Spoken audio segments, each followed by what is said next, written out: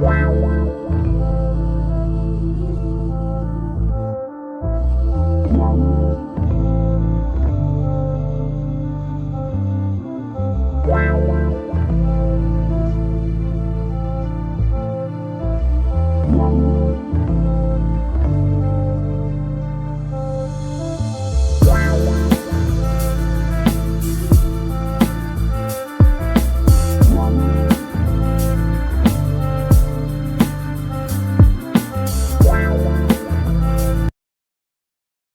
what's good, everybody? How y'all doing? Welcome back to J. Larone Presents, where we talk about the facts, foolishness, and black female fuckery. It's me, your boy J. Larone. Hey, go ahead and hit that like button, subscribe, and share. Today's video, man, we're going to talk about why is it that being from the hood gives us credibility, right? And I was looking at a stream the other day from RBN, the Real Bravado Network. This brother TJ, he was going in, and he made a good point here, because his video was about the guy, the basketball player, right? Joe Smith. He was talking about Joe Smith, and in his live stream, he brought up the Antoine Fisher story. The guy who joined the Navy, the Denzel Washington movie, right? Antoine Fisher. The guy joined the Navy and was getting in all type of trouble. Found out that, he was basically abandoned as a child. Went to live with on these people. I think he was adopted or something like that. I can't remember how the movie goes. It's been a while since I've seen it. But basically, the story was that the boy was abandoned. He didn't know who his real family was. Later on in the movie, he found his real family and stuff like that. So TJ from the Real Bravado Network was talking about that, and he, like I said again, he made up an interesting point about why is it that being from the hood gives us credibility. Basically why we always bringing that part up, right? Whenever we, people are out and about and they do something, they want to say, "Yo, well, I'm from here. I'm from this. I'm from the hood." It's like they wear that as a badge of honor. Like you're supposed to be scared of me because I'm from the hood. You know what I mean? And there's nothing wrong with, being proud of where you're from or owning up to where you're from. You know what I'm saying? Or not being ashamed of where you're from, because, I'm from a small town in Arkansas, right? So, and I have no shame in that. It's a small town. I think I graduated in 1988, and I believe my graduating class was about 400 people.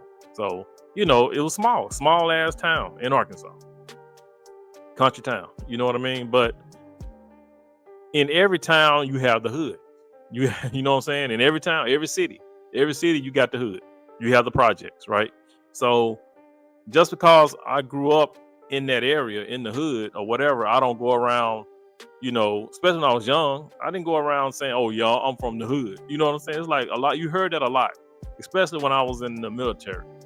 I joined the Army in '88. I was stationed in Germany, and then at Fort Campbell, Kentucky. So I ran into a lot of guys, man. Either they were from New York, Baltimore, Virginia, Louisiana, just from Michigan, just from different places, right? And Philly, and all these places, they would talk about their area, that they were from the hood. Everybody, had their ghetto stories, right? Had their hood stories. So, but I'm just saying, it's like we try to big up the fact that we came from a certain area where, like I said, we think that gives us some type of credibility because we came from, the slums, basically. You know what I'm saying? So, but that's not, like I said, I understand you want to, you don't want to be ashamed of where you're from, but then again, you can't say just because you from there that gives you some type of credibility over everybody else. Like a lot of people use it as if, you need to be afraid of me because I'm from the hood. No. You know what I'm saying? I knew a lot of dudes that grew up in the hood that were soft. You know what I'm saying? They talked a lot. They had, you know what I'm saying? A lot of guys would just all talk. They talk. And that's the thing about a lot of guys from the hood. They had a lot of talk. They had a lot of mouth. You know what I'm saying? But there was only a certain few who could back that up. And if you grew up in the hood, you knew which dudes were the ones that would back it up, right? You knew who not to cross. But for the majority of people that grew up in the hood, it was just a lot of talk. A lot of them wasn't gonna bust a grape. You know what I'm saying? They just ran their mouth. You know what I'm saying? It's like, or boy said, you soft as Wonder Bread. You know what I'm saying? So, but yeah, I'm gonna go ahead and get into this part with the Real Bravado Network, where he talked about he went in a little bit on Anton Fisher's story about how, how we act or how people think that because you're from the hood, that gives you a certain level of credibility. Okay. So you guys, fair use, and let's go ahead and get into it. Our women are interacting with men who have made it over, made it through, accomplished something. I talked about success earlier. Like, what do we determine to be success? Antoine Fisher is a success. He's a retired Navy man. He's a success after being abandoned, rejected, and not acknowledged by his mother, by his father being killed. And then now he has the mindset that he's a square. He's not a goddamn square. And we got to stop labeling black men who are accomplished or who speaks the King's English a certain way, that he dresses and maintains himself a certain way, as a goddamn square, as if that's something to be ashamed of. And the other thing we got to stop doing is stop pretending that being from the hood is somehow gives you credibility. We do it all the time. Nigga, I'm from the hood. You better watch yourself. I'm from the motherfucker. The funny thing with that is the people who claim to be from the hood, they not from the hood. I don't care, but the fact of the matter is we reach back to something negative to attribute to that as something that validates us or something that should be respected. Well, I agree, but I mean, they made the hood a negative connotation. I actually grew up in the hood. I grew up in North New Jersey, East Orange, Irvington. Most of us grew up. A lot of us grew up. It wasn't a negative thing. It wasn't a negative thing unless you were from the suburbs.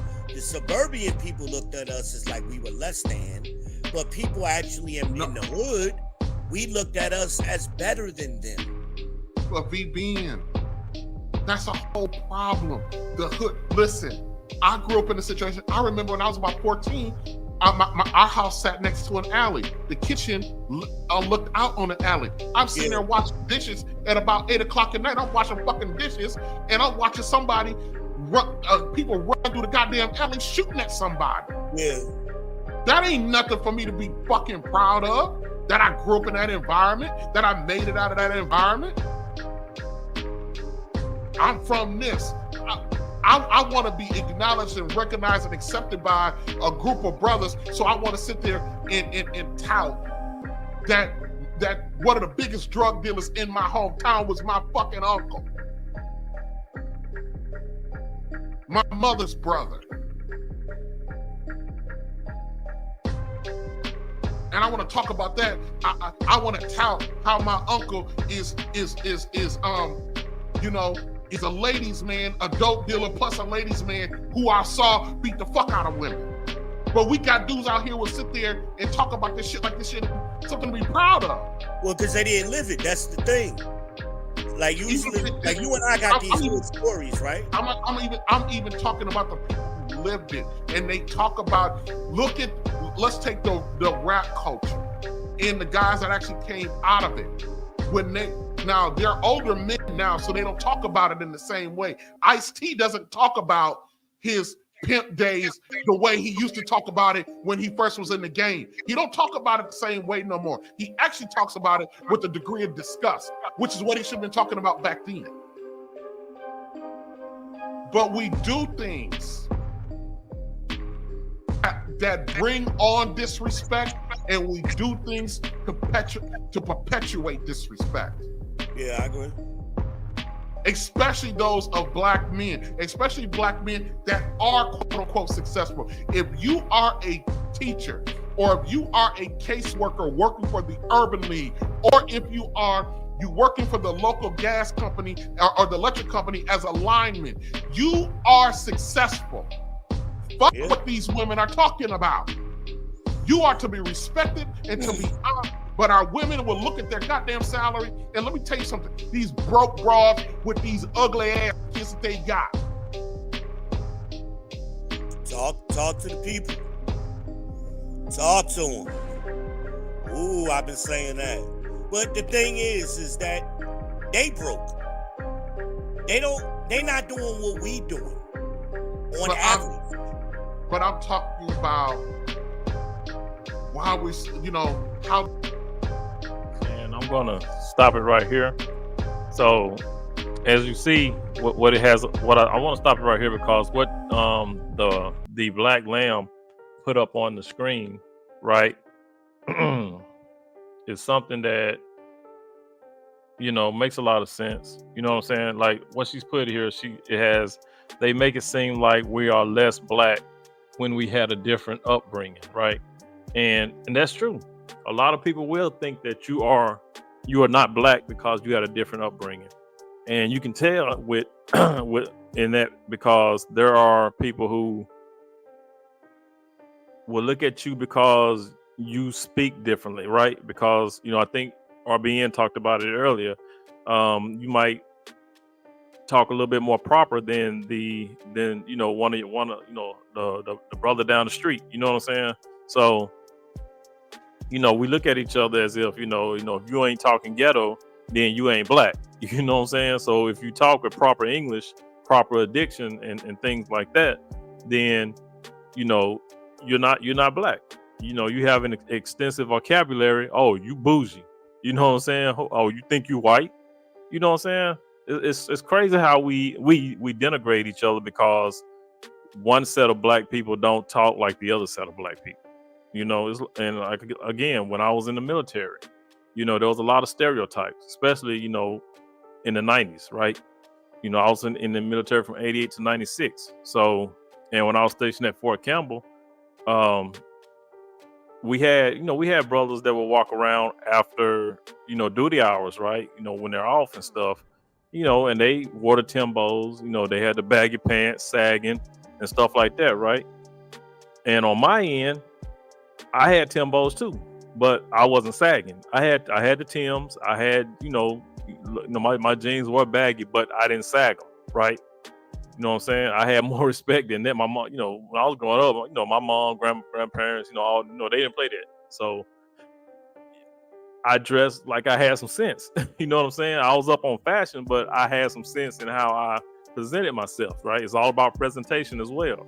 So, a lot of the white boys, would see me, and then they would see, some of the dudes that I hung around, and they would compare, the way I dressed to the way the other dudes dressed, because the other dudes were sagging and stuff like that. Even though we all wore the baggy pants and the Timbs, you know what I'm saying? But the fact that their shit was sagging and mine wasn't, you know what I'm saying? It was kind of like they would ask me, how come I don't dress like them? I'm like, well, I'm not like them. That would be my answer.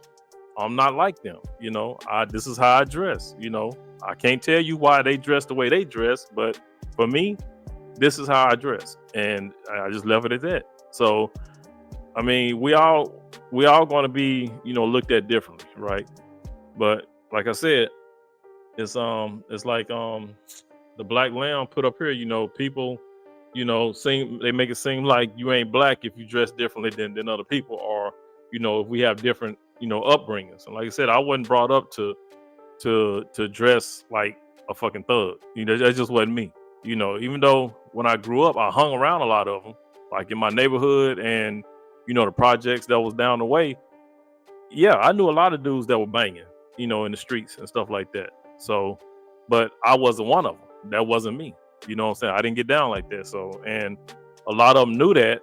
We were still cool. It's just that when shit went down, they knew that, hey, this brother ain't about all that. So, you know what I'm saying? I was never fucked with because they knew, like I said, they knew I had a good head on my shoulder. I wasn't about that life, but like I said, they didn't mess with me either. So it was like kind of like I had that ghetto pass. You know what I'm saying? I would come around when I could. You know, if they didn't see me, they didn't see me. When they saw me, it was much respect, and you know, bam, and that was it. So, you guys, let me know about what you think about the video. Tell me, leave some comments down below. Tell me what you think about this, and what y'all think about, you know, folks thinking that just because you're from the hood, that should give you some type of credibility. You know what I'm saying? Like I said, a lot of people think because they're from the hood, they can throw that out there, and that's supposed to make people look at them a different type of way as far as validation and all that. But like I said, drop some comments down below. Tell me what you think. It's your boy Jay Larone. Please be good to yourself. By all means, let's be good to one another. And I'll catch you guys in the next one. Peace out.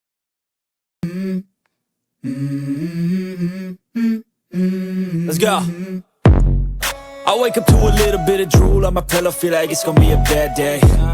Yeah, I'm tired of shit, and the coffee ain't hit yet, damn, ain't that great. I don't wanna go to work, cause my boss is a jerk, and I'm not even that paid. I need a change in my life, cause I don't feel alive, and there's nothing that makes me happy. Hold my beer for a minute, I'm about to quit my job, cash in for a ticket. I'm going on a trip and I don't plan to visit. I'm gonna stay there till I feel like I'm winning, and this is just the beginning. I need a big change, help me feel like living. I need a big swing, home runs I'm hitting, and I'll never look back, moving on till I get it all. And we all got dreams, we all want things, but what you gonna do for it? How you gonna move for it? What you gonna be? And do you believe you can do anything? But what you gonna do for it? How you gonna move for it? What you gonna be?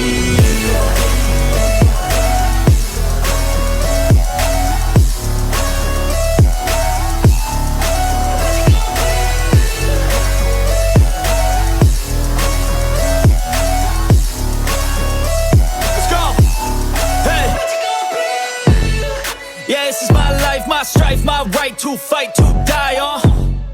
And this is my game to play, to claim a brand new name, And I ain't gonna lie to you, I'm a bit nervous that I might screw everything up that I've ever done. But what's the point of living if you ain't having fun? I guess I'll try this, try that, might miss, gotta find what I'm good at. I guess I look here, look there, over where am I scared, where am I at? I gotta make it in this life, whatever makes me happy, know I'm doing things right. Sipping in the summer on a goose and Sprite, or find a nightclub for the end of the night, And we all got dreams, we all want things, but what you gonna do for it? How you gonna move for it? What you gonna be? And do you believe you can do anything? But what you gonna do for it? How you gonna move for it? What you gonna be?